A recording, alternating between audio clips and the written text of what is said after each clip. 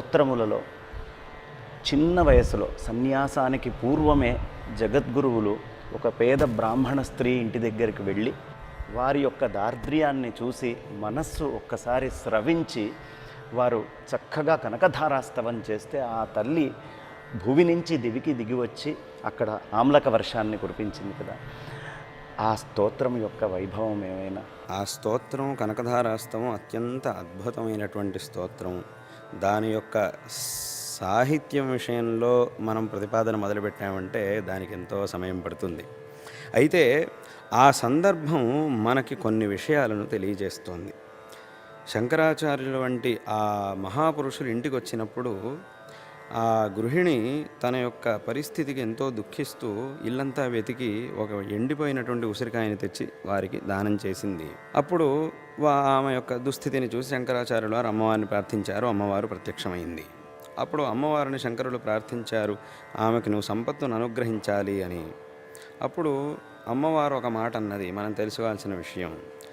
నా అనుగ్రహానికి వీళ్ళు పాత్రులు కావాలంటే దానికి యోగ్యమైనటువంటి కర్మలను వీళ్ళు చెయ్యలేదు.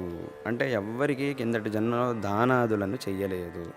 ఎవరికైనా దానం చేస్తే అటువంటి వాళ్ళని నేను అనుగ్రహిస్తాను. ఉన్న సంపత్తుని సద్వినియోగం చేస్తే వాళ్ళకి నేను అనుగ్రహం చేస్తాను. కాబట్టి వీళ్ళు అలా చేయలేదు, కాబట్టి నేను వీళ్ళకట్టా అనుగ్రహించేది అని అమ్మవారు ఒక ప్రశ్న వేస్తుంది. దీని ద్వారా మనకేం తెలుస్తోందంటే అమ్మవారి అనుగ్రహం లభించాలంటే మన దగ్గర ఉన్నటువంటి సంపత్తును సద్వినియోగం చెయ్యాలి.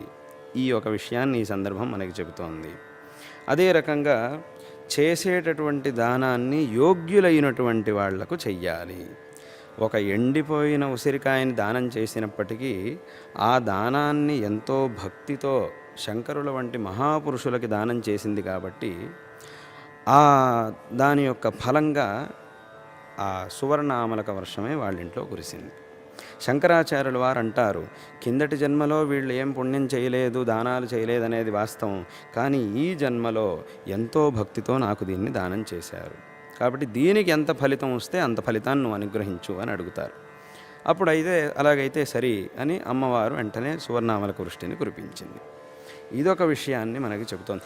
కాబట్టి మనం చేసేటటువంటి దానం చిన్నదైనా ఎంతో భక్తితో చెయ్యాలి, సత్పాత్రంలో దానం చెయ్యాలి.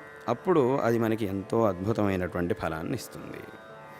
అదే రకంగా భగవంతుణ్ణి అమ్మవారిని ప్రార్థించేటప్పుడు ఎంతో భక్తితో మనం ప్రార్థించాలి. భక్తితో ప్రార్థిస్తే ఆ రకంగా క్షణమాత్రంలోనే భగవంతుడి యొక్క అనుగ్రహం మనకి లభిస్తుంది. అటువంటి అద్భుతమైనటువంటి స్తోత్రం కనకధారాస్తవం. దాన్ని శంకరుల ఆ చిన్న వయస్సులో వారు చూపించినటువంటి లీలల్లో అది మనం చెప్పాలంటే మొదటి లీలగా మనం చెప్పచ్చు.